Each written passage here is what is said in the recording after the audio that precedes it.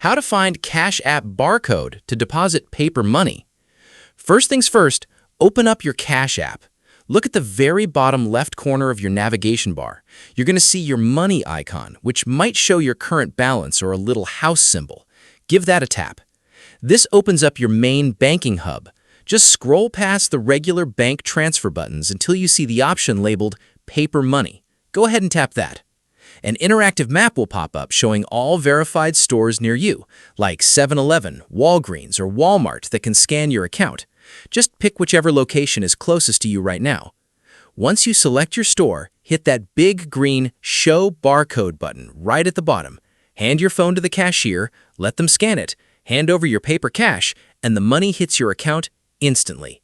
Now, if you have a physical paper check instead of cash that you need to deposit, click right here to watch my full step-by-step breakdown on how to cash checks directly through the app with all details covered.